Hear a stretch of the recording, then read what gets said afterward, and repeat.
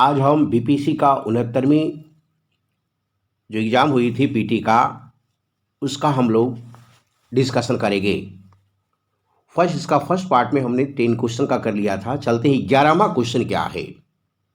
हमारा 11वां सवाल जो है कि प्रारंभिक वैदिक काल के दौरान कौन सा शहर प्राचीन मगध साम्राज्य की राजधानी के रूप में कार्य करता था।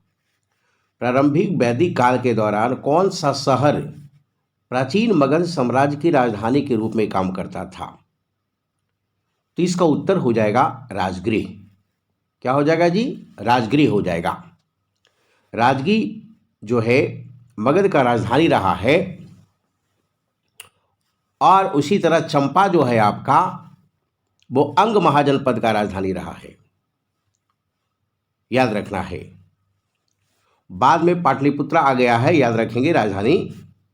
इन पहले जो राजधानी हुआ करता था राजगृह हुआ करता था। हम जानते हैं महाजनपद की संख्या कितना, 16। तो उसमें एक महत्वपूर्ण महाजनपद मगध हुआ करता था, और ये प्राचीन इतिहास के दृष्टिकोण से काफी महत्वपूर्ण है। इसलिए क्वेश्चन बार बार पूछा जाता है। यहाँ का शासक जो आजाद शत्रु था, मगध साम्राज्य का शासक आजाद शत्रु क्या किया? आजाद शत्रु बिंबिसार का उत्तराधिकारी था। किसका उत्तराधिकारी था? बिंबिसार का। आजाद शत्रु बिंबिसार का उत्तराधिकारी था। बिंबिसार का उत्तराधिकारी कौन था? आजाद शत्रु। और आजाद शत्रु का उत्तराधिकारी था उदयन। कौन? उदयन। तो उदयन क्या किया? राजगृह से राजधानी कहाँ ले गया? पटना। कौन ले गया जी? उदयन। याद रखिएगा। और चंद्रगुप्त मौर्य जो है पाटलिपुत्रा में मौर्य साम्राज्य का जो स्थापना किया है वो ऐतिहासिक है। इसलिए इसका उत्तर क्या हो जाएगा? राजगृह हो जाएगा। पूछेगा राजगृह से पटना कौन राजधानी परिवर्तन किया मगध का? तो उदयन हो जाएगा। तो ये क्लियर हो गया। ये 69वीं बीपीसी का क्वेश्चन है, याद रखना है। अगला सवाल है कि वर्नाकुलर प्रेस एक्ट के बारे में कौन सा कथन सत्य है? पहला, कि इसको किसने अधिनियमित किया था? तो इसको अधिनियमित जो किया था लॉर्ड लिटन ने किया था। बिल्कुल सही है। लिटन का कार्यकाल कब था? 1876 से लेकर 1880 तक उसने रहा, और उसने एक एक्ट लाया, उसका नाम था वर्नाकुलर प्रेस एक्ट। इसको देसी भाषा का समाचार पत्र अधिनियम भी कहा जाता है। क्या कहा जाता है? देसी भाषा का समाचार पत्र अधिनियम। किसको? वर्नाकुलर प्रेस एक्ट को देसी भाषा का समाचार पत्र अधिनियम कहा जाता है। इसका उद्देश्य क्या था? देसी भाषा के समाचार पत्रों पर सरकारी नियंत्रण स्थापित करना। जो देसी भाषा का समाचार पत्र था, इस पर अंग्रेज नियंत्रण स्थापित करना चाहता था, ताकि जो सरकार के खिलाफ आलोचना है उसे रोका जा सके, राजद्रोह लेखों को रोका जा सके। इसका मतलब क्या हुआ कि इस एक्ट के माध्यम से जो देसी समाचार पत्र था और अंग्रेजी समाचार पत्र था, उसमें भेदभाव पैदा किया। इस एक्ट के खिलाफ अपील का कोई अधिकार नहीं था। यही सोचिए दमन का क्या स्वरूप था। और यह प्रश्न पूछा जाता है कि इस एक्ट के तहत पहला कैद होने वाला पत्रकार कौन था? तो सुरेंद्रनाथ बनर्जी। कौन? सुरेंद्रनाथ बनर्जी। याद रखेंगे। इस एक्ट के तहत बंद होने वाला पहला पत्रकार कौन था? तो सुरेंद्रनाथ बनर्जी। हालांकि समय के साथ इसको समाप्त कर दिया गया था। लॉर्ड रिपन आया था के बाद वायसराय, और रिपन इसे 1882 में समाप्त कर दिया। तो पहला सही है, लॉर्ड लिटन लाया। दूसरा सही है और तीसरा भी सही है, इसलिए इसका उत्तर क्या हो जाएगा? पहला, दूसरा और तीसरा। तो इस प्रकार से 12 का उत्तर सी हो जाएगा। अगला सवाल, लॉर्ड मेयो 1870 के संकल्प के बारे में निम्नलिखित में से क्या सही है? लॉर्ड मेयो का 1870 का संकल्प पत्र क्या था? तो लॉर्ड मेयो का 1870 का जो संकल्प पत्र है, इसका संबंध डिसेंट्रलाइजेशन पॉलिसी से है। इसे है जी डिसेंट्रलाइजेशन पॉलिसी से, विकेंद्रीकरण नीति से, विकेंद्रीकरण नीति से याद रखेंगे। और इसके माध्यम से पहली बार जो स्थानीय विकास के लिए प्रांतीय सरकार को उत्तरदायी बनाया गया था। प्रांतीय सरकार किसको? पंचायत, नगर पालिका। तो पहली बार प्रांतीय सरकार को उत्तरदायी बनाया गया था, याद रखना है। किस संकल्प के माध्यम से? 1870 के माध्यम से। और संतुलित बजट पेश करने का अधिकार दिया गया, कर इकट्ठा करने का अधिकार दिया गया, प्रांत और केंद्र के बीच वित्त का विभाजन की बात की गई। और आज भी हमारा संविधान के भाग 9 में क्या है? पंचायत है। 9 में क्या है? नगर पालिका है। और यही स्थानीय सरकार है, स्थानीय स्वशासन है, याद रखना है। तो इस प्रकार से इसका कंसेप्ट क्लियर हो गया है कि यह केंद्रीय और प्रांतीय वित्त को विभाजित करने वाला पहला कदम था। बिल्कुल सही है। यह प्रांतीय सरकार को कुछ सेवाएं प्रशासित करने का अधिकार था। बिल्कुल सही है। इसने मौजूदा असमानता को सुधारने का प्रयास किया था। हालांकि इस तरह का तो पूरी तरह कंसेप्ट इसका सही नहीं है। इसने प्रांतों की वास्तविक आवश्यकताओं पर विशेष ध्यान दिया था। तो प्रांतों के हितों को लेकर एक प्रकार से यह सकारात्मक प्रयास था। और इसका उत्तर होगा 1, 2, 3, 4। अगला सवाल, राजनीति की प्रारंभिक पुस्तक नीति सार किसके द्वारा लिखी गई है? तो नीति सार जो है ऑलरेडी कामंदक द्वारा लिखी गई है। किसके द्वारा? कामंदक के द्वारा। इसलिए इसका नाम, दूसरा नाम क्या है? कामंदकिया। कामंदकिया इस पुस्तक का नाम, नीति सार का। और ये कोई अलग पुस्तक नहीं है, बल्कि कौटिल्य ने जो राजनीतिक प्रशासन के बारे में जो पुस्तक लिखा था, उसी के बारे में ऑलरेडी इसमें चर्चा किया गया है, याद रखेंगे। 3री से 4वीं शताब्दी में इसे कहा लिखा गया है। इसका मतलब कि नीति सार का जो लेखक है कौन? कामंदक, कौटिल्य नहीं, कामंदक।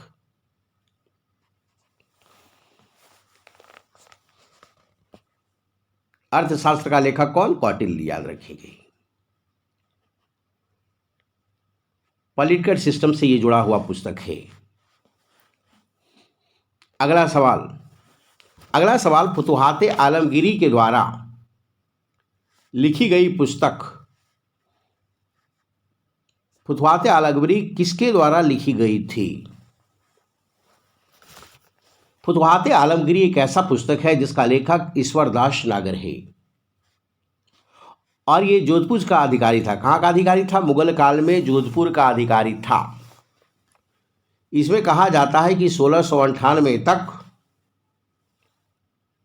औरंगजेब की महत्वपूर्ण घटना की चर्चा है इसमें। मालवा और राजपूताना के बीच में जो प्रांतीय प्रशासन है उसका चर्चा जबरदस्त है और ये यूपीसी में बार बार पूछा गया है। इसलिए इसका उत्तर क्या हो जाएगा? ईश्वरदास नागर। फुतुहात आलमगीरी किस समय? औरंगजेब के समय। ईश्वरदास नागर कौन था? तो अंग्रेज अधिकारी था। कहाँ? जोधपुर में। कौन अधिकारी? मुगल अधिकारी, नॉट अंग्रेज अधिकारी। अगला सवाल, अगला सवाल जो है क्वेश्चन नंबर हमारा 16। 69वीं बीपीसी हम लोग पीटी में किस तरह से सवाल पूछा गया है उसका हम डिस्कशन कर रहे हैं। 16वां सवाल जो है, चीनी स्रोत के अनुसार श्रीलंका के जो शासक मेघवर्मन था, मेघवर्मन कहाँ का शासक था? श्रीलंका का शासक। ये क्वेश्चन बार बार पूछा है। इसने गया में बौद्ध मंदिर बनाने की अनुमति के लिए निम्नलिखित में से किस गुप्त राजा के पास मिशनरी भेजा था? किस गुप्त राजा के पास मिशनरी भेजा था? काफी इंपॉर्टेंट सवाल। तो श्रीलंका का जो शासक मेघवर्मन था वो गया में बौद्ध मंदिर के निर्माण के लिए समुद्रगुप्त से अनुमति मांगा था। किससे मांगा था? समुद्रगुप्त। एक गुप्त वंश का शासक हुआ करता था। इलाहाबाद प्रशस्ति के माध्यम से इसके बारे में हम विस्तृत जानकारी प्राप्त करते हैं और इसका जो लेखक था इलाहाबाद प्रशस्ति का जो लेखक था वो हरिसेन था। पूछेगा इलाहाबाद प्रशस्ति का जो रचना किस भाषा में किया गया है, तो संस्कृत भाषा में किया गया है। इलाहाबाद प्रशस्ति किसके बारे में चर्चा करता है? तो समुद्रगुप्त के बारे में चर्चा करता है। तो श्रीलंका का जो शासक मेघवर्मन था, गया में बौद्ध मंदिर के निर्माण के लिए यह किससे अनुमति मांगा था? गुप्त राजा के पास भेजा था। तो ये किसके पास भेजा था? समुद्रगुप्त के पास। याद रखना है, समुद्रगुप्त के पास याद रखेंगे। काफी इंपॉर्टेंट सवाल।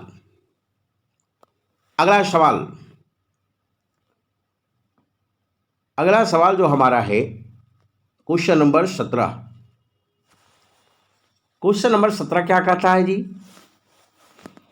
क्वेश्चन नंबर 17 कहता है कि कब बिहार पहली बार ब्रिटिश शासित भारत के तहत बंगाल प्रेसिडेंसी से अलग हुआ था? कब बिहार पहली बार ब्रिटिश शासित भारत से के तहत बंगाल प्रेसिडेंसी से अलग हुआ था? कब अलग हुआ था? तो 1912 में अलग हुआ था। कब अलग हुआ था? 1912 में। याद रखिए। 1936 में कब हुआ? बिहार से उड़ीसा अलग हो गया। 1 अप्रैल 1936 को क्या हुआ? बिहार उड़ीसा अलग हो गया। याद रखेंगे, बड़ा इंपॉर्टेंट। 47 को क्या हुआ? बिहार प्रांत जो है भारत का हिस्सा बन गया, स्वतंत्र देश भारत का हिस्सा बन गया। और 15 नवंबर 2000 को क्या हुआ? 15 नवंबर 2000 को बिहार से एक और राज्य अलग हो गया, उसका नाम क्या था? झारखंड। झारखंड कब अलग हुआ? 2000 में। बिहार बंगाल से कब अलग हुआ? 1912 में। उड़ीसा बिहार से कब अलग हुआ? 1936 में। और बिहार प्रांत भारत के हिस्सा रूप में स्वतंत्र भारत में स्थापित कब हुआ? 15 अगस्त 1947 को। इसलिए तीनों डेट बड़ा इंपॉर्टेंट है। एक डेट और जोड़ लेना है, 15 नवंबर 2000। तो 4 डेट याद रखिएगा, 1912, 1936, 47 और 15 नवंबर 2000। चारों से एक न एक सवाल पूछ लिया जाता है राज्य पुनर्गठन, बिहार राज्य पुनर्गठन के माध्यम से। यह काफी महत्वपूर्ण है। अगला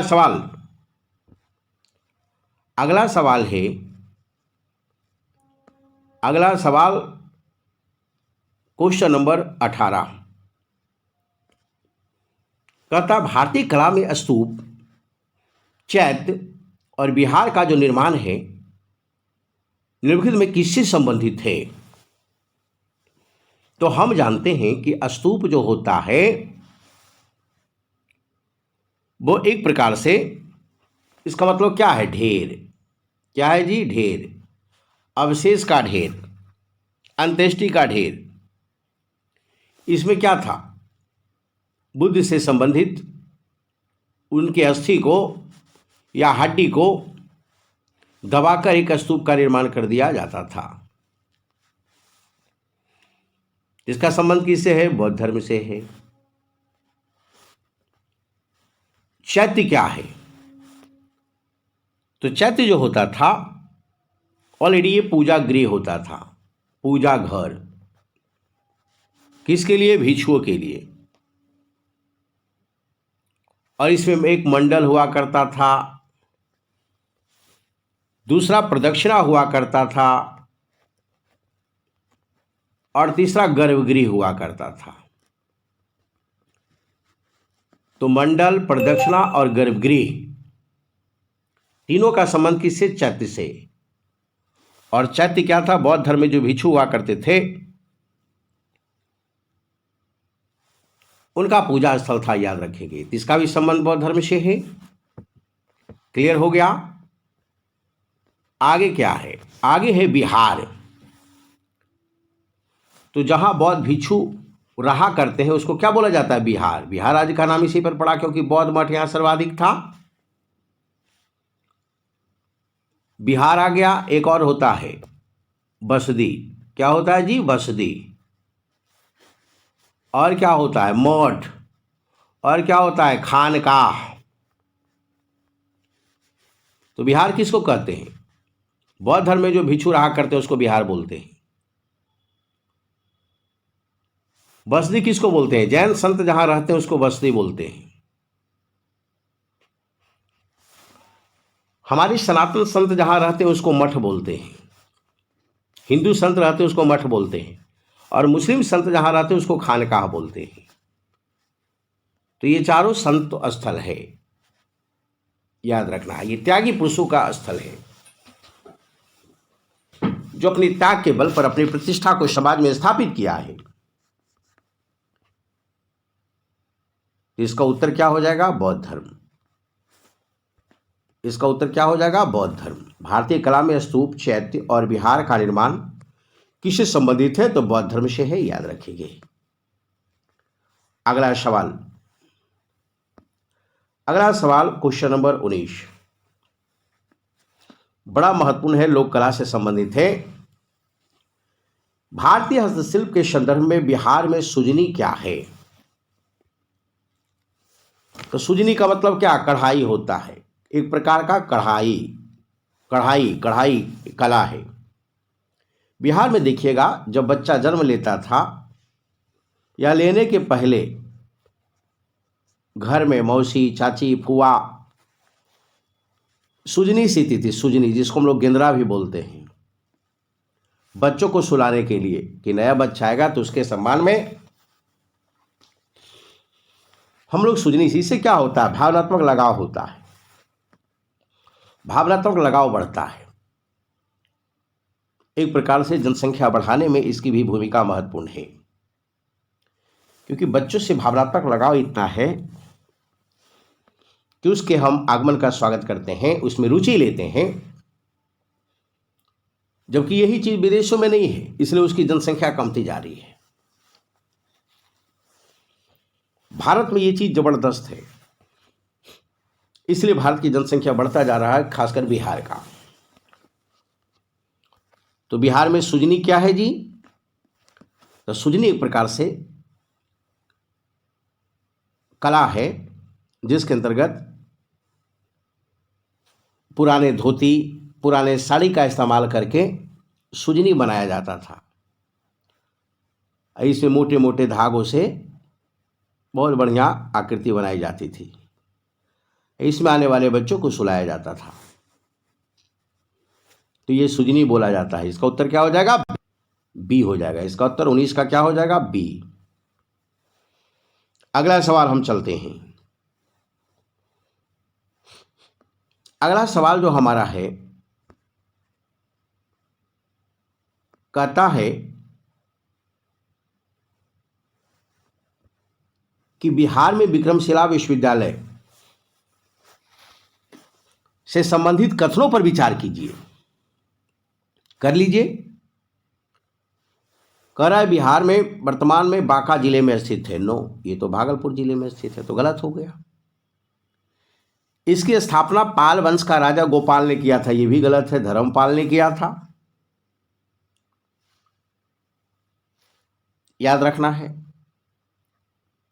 बौद्ध धर्म का वज्रयान संप्रदाय, ये सही है। ये वज्रयान जादू टोना वाला था, भूत प्रेत वाला था। यहां खगोल विज्ञान, तर्कशास्त्र, कानून, व्याकरण, दर्शन जैसे पढ़ाई होती थी, ये भी सही है।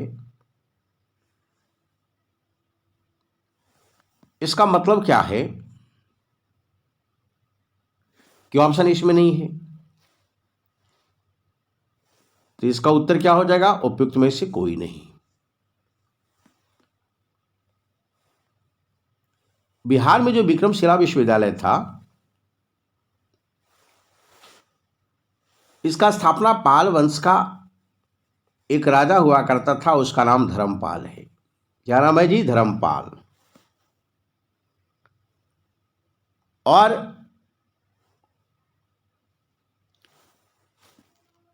ये भागलपुर के अंतिचक में स्थित है। भागलपुर के अंतिचक में स्थित है ये विक्रमशिला विश्वविद्यालय। बख्तियार खिलजी 1193 में इसे नष्ट कर दिया है और 8वीं शताब्दी में इसकी स्थापना हुआ है। ये काफी इंपॉर्टेंट है और यहां से बार बार सवाल पूछे जाते हैं। इस प्रकार 10-10 सवाल का हम गहन विश्लेषण लेकर आए हैं प्रत्येक वीडियो में, और ये चलता रहेगा क्योंकि 70वीं बीपीसी में रिजल्ट देना है। 50 लड़कों को हमने टारगेट किया है, रिजल्ट देंगे। और इसके लिए हमने एक बैच बनाया है। गंभीरतापूर्वक ऑलरेडी ऑनलाइन ऑफलाइन जुड़ना है और सफल हो जाना है। That's all. जय हिंद।